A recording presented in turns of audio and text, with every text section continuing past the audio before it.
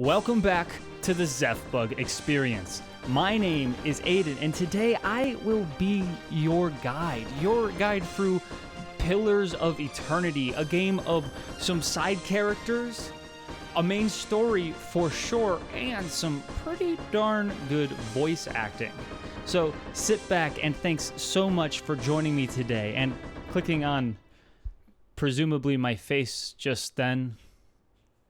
I'm not sure yet, I haven't made the thumbnail. Pillars of Eternity is a real-time action fantasy CRPG developed by Obsidian Entertainment, which is known for other RPGs such as Fallout New Vegas and Outer Worlds. So, produced by Paradox Interactive, whose only game I recognize is Penumbra, which is good.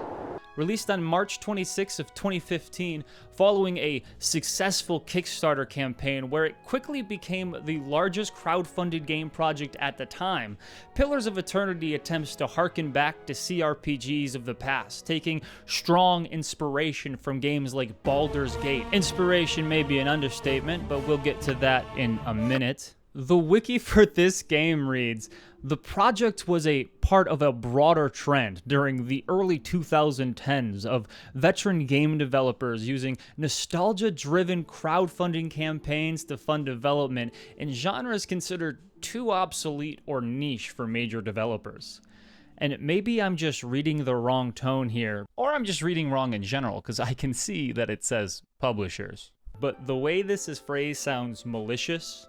Like, the author here took personal offense to this trend taking place. The game would, despite this sentiment, do well enough to start a franchise, eventually even being followed up by a sequel in the same style and a spin-off titled Avowed, which, while taking place in the same world, would mix up the style for something more traditional by today's standards, as a first-person RPG. Having never really had the chance to play many CRPGs when I was younger, and being fresh off of playing Baldur's Gate 3, I wanted to start trying to experience the wider genre that eventually led to BG3 being the dominating force that it was. I decided going immediately back to something like Diablo 1 or 2, or even Baldur's Gate 2, may be a little overwhelming to my modern sensibilities. When I saw Pillars of Eternity, I decided this may be a good avenue to get into the genre. After playing the game, though, it's hard to tell whether I was right or not. In Pillars of Eternity, our hero is a foreigner who has found themselves crashed in the nation of Deerwood after a storm that has killed everyone except for them. They end up in a cave where the nearby cultist faction happens to be holding a get-together to perform what seems like a ritual. Our hero is affected by the energies being radiated from the machine they appear to be using, causing them to become a watcher, or in this world, a person who can read souls. You spend the game in pursuit of the man they identified as the leader of the cultist pack, hoping to find some answers about what has happened to you and why. In traditional RPG style, you find a group of companions to travel with throughout the game, who our hero will develop bonds with and ultimately help find answers or some form of closure in their personal affairs. You, of course, get to choose who this protagonist is at the start of the game, with a familiar character creation. Here you'll get some customizing options for what your character looks like, as well as pick their race and class. It's effective, albeit basic.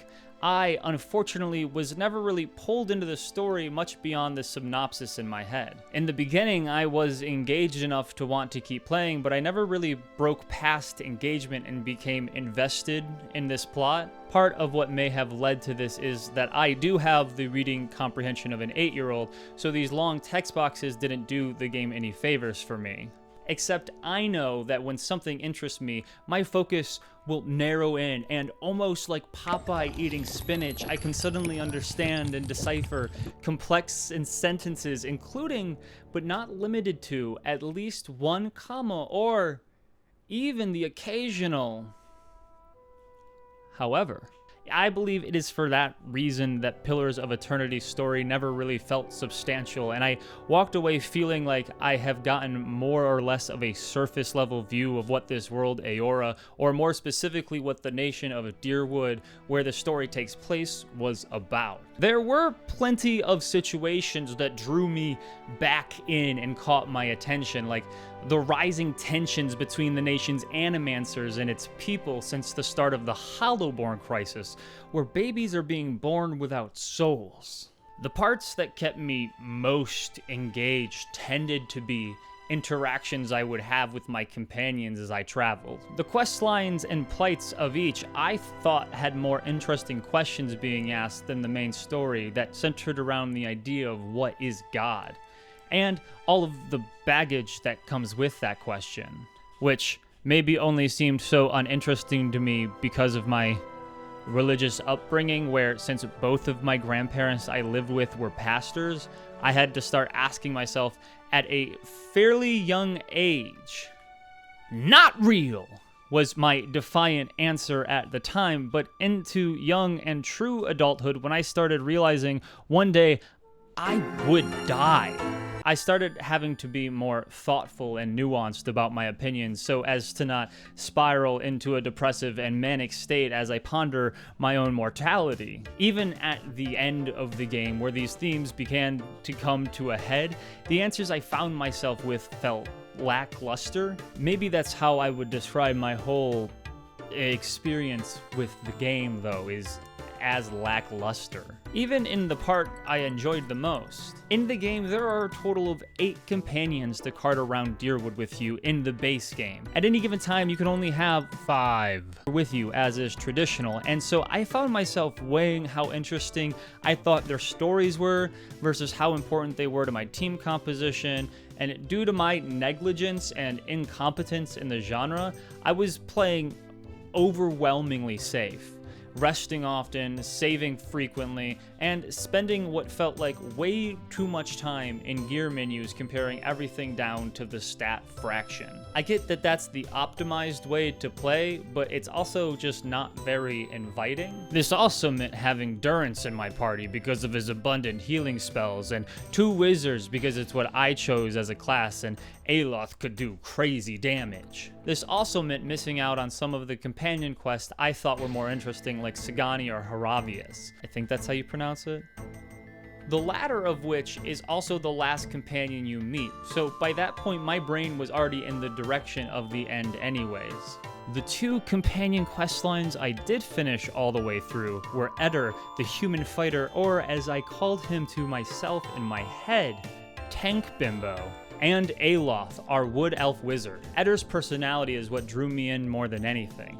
Eder grew up following the god of renewal and light, Eothas. He has somewhat recently returned to Gilded Vale, where you find him, after fighting in the Saints' War, which erupted following the neighboring nation invading with their leader claiming to be the second coming of the god Eothas. Since the war has died down, people have been purging followers of the religion in fear, so, in a quest to find his brother and in fear of being hung by the tree in town square, he joins our hero on their journey.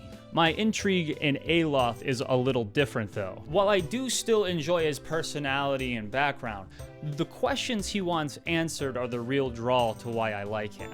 Without giving too much away, Aloth essentially has a second personality living inside him that exists alongside him rather than being something that manifests out of him. After growing up in servitude and a not-so-great family life, Aloth, for one reason or another, has found himself in Gilded Vale, and looking for answers about why this personality has appeared, he too follows this stranger blindly. Despite being so drawn to them, both of these quest lines left me feeling particularly unsatisfied by their conclusions. Not in a way that I didn't agree or like what happened to them, but more it just felt like both their quest lines finished after maybe 2 or 3 steps. Eder at least had some type of closure, but Aloth felt like he was left with more questions than answers. I'm pretty sure I also did Palaginia's companion quest too, but if that's what I finished, it took like literally only one step. It was like take her, talk to someone, and that was like the quest. That was like her whole thing. It was after this that I just sort of gave up on the companion quests altogether, as it didn't really feel like I was going to get what I was looking for out of them. Despite this, all the little interactions you get to have along the way with your companions was probably my favorite part of the game. Besides Eder and Aloth, you also have Grieving Mother, which is a name our protagonist unconsciously gives her, who's a human cipher, which seems to be like this game's version of a rogue. Sagani, a dwarf ranger who's got a pet dog. Kana, who's an Almawa chanter from Deadfire, where the second game actually takes place. Durance, your human priest. Pelaginia, who is an avian godlike paladin and the other character I was most interested in. And Hiravius. Hiravius? Forgive me. An Orlan druid. For those who haven't played the game, the words that I just said that you may have not recognized are races in the world of Eora. While I didn't do their side quest to get to know their deep lore, your party is doing that thing where they're constantly interacting around you while you're walking around and they just interject frequently into your conversations. I love that shit. That's one of my favorite parts about these games. It's unfortunate I didn't get to know who these characters were, but their personalities really shine as a bright spot in the game for me. This is definitely aided by all of the talented voice acting that helped bring these characters to life. Funny enough, Matthew Mercer actually voices Eder and Aloth, but you have tons of other talent in this roster. Patrick Seitz, Todd Habercorn, Sam Riegel, and those are honestly just the names I recognized. The entire cast has stacked filmographies, and it makes sense that their voices are what stuck with me from this game the way they did. In the same vein, maybe one of the most disappointing story beats was the factions of Pillars of Eternity. There are a total of 3, and calling them questlines I think would be a stretch. There are the dozens, just your average person faction filled with people just trying to get by. The Crucible Knights, who are a guild that act as a functioning government militia. And House Dominel, a family that lost power after a revolution and are now attempting to regain it. In my playthrough, I kind of naturally fell into the Dozens questline because I assumed it was just going to be similar to like what a Thieves Guild would have been, where I had to like gain these bad boys' trust. As it turns out though, you do a quest to recover a member's family heirloom and one to recover some ancient weaponry, and there you go. The house is now way into you and will soon go to bat in the royal court for you. One of the more in-depth features of this game seems to be the combat, but unfortunately for someone who grew up just past when this was the norm in gaming, the combat was hard to get into and genuinely difficult in a I've never done this before kind of way. Maybe some people would use that to gatekeep my level of enjoyment in the game, but I'm not saying it was bad. I just unfortunately found myself relentlessly using whatever my strongest attack for that enemy was. Brute forcing, if you will. Every enemy has 4 defense stats including deflection, fortitude, reflex, and will. Whenever you're attacking an enemy, your general stats combined with your armor bonuses will, let's say, roll against your enemy's defense stat much like you would find in a tabletop RPG such as D&D or Pathfinder. You know, I'm not like a professional, I'm not even like a good GM or DM or whatever, but I'm pretty sure that this game is more close to a Pathfinder system than to D&D. On top of this, the kind of attack you're performing also plays a role in which defensive stat you are rolling against. For example, if you attack with something like a Poisonous Cloud that does damage in an area of effect, your enemy will use their reflex to evade it.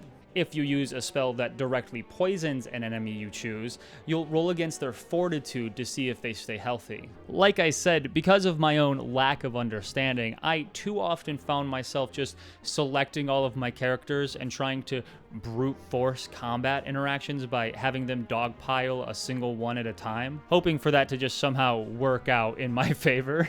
This only worked a fraction of the time, and usually going into the second try, I had to enable the setting to pause whenever one of my characters finished an action, which is a really nice and huge point to this game for their accessibility thanks to the amount of options you get to hone in on how certain mechanics function. On top of that, the difficulty selection you get is story time, easy, normal, hard, and Path of the Damned. Oh, that escalated. They were like, you're fucked for this one, man. You also have Expert Mode that disables all of those extra settings, and Trials of Iron, which is a hardcore one-life mode. If it isn't obvious, I played on the normal difficulty and never really messed with these settings. Yeah, which was more than difficult enough for me. I wish I had more to say about the combat, because I'm willing to bet it's a lot more in-depth than I can give it credit for, and any hardcore fans of the games are standing by to tell me I didn't experience the real game. Figuring out the combat was certainly a highlight, and I found myself zoning in, very carefully selecting my every move, trying to develop clever strategies on how to combine my different companions' unique abilities to create a dominating team, which, despite my impatience with the game near the end, I found myself taking time to meticulously plan. There are, of course, tons of items in the game you can use to buff your teams in various ways, but I suspect I never really needed to use these because of the difficulty I was playing on, and they probably become more essential and harder variations of combat. Near the beginning of the game, you come across an abandoned stronghold named Caed Nua. This becomes our base of operations, where your companions will go when you switch them out of your party. But it also has management mechanics, where you can upgrade it and manage requests you get from citizens of Deerwood. Sometimes the request would require you to travel back to Caed Nua and hold court while your character tries not to fall asleep. Other times, you'd have to choose a companion to send out on the mission, and they would become unavailable for use while they were out. Either way, these requests would sometimes net you decent rewards or popularity with different factions around the nation. I always felt exactly how my character looks in these scenes, trying not to click through the dialogue to have these people get to the point. Whenever I had to send someone out, it was never really an inconvenience because I wasn't using them anyways, and stuck with about the same team for the entire game. When I first started and found the place, I was really interested in how building the fortress up and completing things that were asked of the hero would ultimately affect the game. And sure, when you upgrade more and more parts, you gain notoriety, and more people will come to you for aid, or some people will even try to take the fortress from you. But I never really felt like I was doing these upgrades, and management was affecting my game in a tangible way. At least the entire time you're playing, the environments are nice to look at. In fact, the art direction of the entire game was pretty well handled, and I'm a big fan of this pixel art with 3D elements art style that a lot more games seem to be utilizing. It can be frustrating at times to want to get a better look around and the camera is restricted to one angle, but it also makes sense for the game and audience that they were going for. Environments tended to be well designed, but unfortunately, none of this imagery was ever enough to make me stop and take in my surroundings. Of course, this is easier to do to an extent in a game like Red Dead Redemption 2, but even in a game like Octopath Traveler or even Minecraft, sometimes you just have to sit there and think, wow, this is almost as good as touching real grass. The art that tended to have this effect on me from Pillars of Eternity came from the character portraits and drawings they would show in the stead of cutscenes. The portraits especially stood out as a highlight to me because all of them captured the character's essence really well. I don't want it to come across like I think this game looks bad. It certainly doesn't, but it also never really stood out and ultimately ended up as just what it was, a background. A lot of the aesthetic choices of the game came off to me as bland though. You guys hear that? It's the raid sirens. A lot of these aesthetic choices of the game came off to me as bland, unfortunately, from the music, which was inspired by the original Baldur's Gate, which a beautiful soundtrack. I like that. To the HUD, which never really felt great to navigate through. I think overall, the biggest thing holding Pillars of Eternity back is its own devotion to staying true to games that it's invoked for inspiration. Saying inspired by would probably be an understatement though, and even the games director Josh Scheuer touched on this while appearing on PC Gamer's RPG Roundtable podcast, mentioning he thought Pillars of Eternity 1 and 2 were his most compromised games due to fans' demands of being so true to the games that came before it. Since the game was entirely crowdfunded, the development team really had no choice but to appease these gamers, and I'm willing to bet this sentiment is what I was feeling the entire time and what truly was holding the game back. So much of it feels clunky and undercooked, yet with so many great ideas baked into the seams of this game, I can't help but feeling like there isn't a polished version of this game that implements newer ideas we will just never get to see. There were other small additions I liked about the game, like if you side with specific people, assassins will show up randomly throughout cities, or members of a specific faction will appear to try to kill you if you've done something to upset them. That wasn't very, like, a fresh idea, though. That was the same idea in a new environment. While I feel like I barely scratched the surface of Pillars of Eternity, I think my desire to move on from it, despite my lingering interest in certain aspects, speaks its own weight on why it's not feasible for me. Everything I want to spend more time on isn't something I get from playing the game more. Eder and Aloth showed no signs of suddenly getting a new lead on their prospects, and I wasn't going to suddenly fall in love with the menu system. Saying any of it was bad would certainly be a misnomer, but saying that I loved Pillars of Eternity would just be a lie. And I wouldn't do that to you guys. I don't find it surprising that Pillars of Eternity 2 added turn-based combat, and I'm sure when I finally get to it, there will be other things that have at least been slightly updated to fix a lot of these issues I have. Josh Sawyer saying that he felt like both games had been compromised does worry me a little bit, but I already bought the game, and I like this enough that eventually I do want to play and try the second one. So, I mean, it's supposed to have pirates. We need more pirate games. Where is my just like crazy RPG pirate game? You know? To put exact ratings out there is something that I've always felt weird to me, but because of my brain's consistency and its dysfunction, I'm pretty sure I've come up with a good way to indicate my enjoyment of a game. Throughout pretty much my entire life, my interest for activities usually caps in about 30 hours. It's usually at this point that I find myself becoming disinterested and dropping whatever it is, and making it past this is usually a good indication I'll finish the project. Even just me finishing a game is a pretty good indicator that I at least enjoyed its gameplay to an extent, but I have to love something to go all in and spend something like over 100 hours on it. I spent just under 43 hours in the world of Eora, hunting cultists and making friends in the Deerwood. This isn't a perfect rating system by any means, but it certainly is my rating system when I look back on my experiences, since my brain will not let me stay invested in topics I'm disinterested in. So, hopefully it can be some sort of indicator to you on what you might get out of this game. Wow, thank you so much for watching the video and making it to the end here. A shorter video for sure, but, you know, I'm trying some new things. I want to upload more again, and the other videos, you know, they take a while. I'm trying to find some new formats to, you know, be able to upload more, I guess. So, thanks so much for watching. I enjoyed the heck out of this, making this, recording this just now. I haven't made the rest of it yet. But yeah, I'm excited to be back. Again.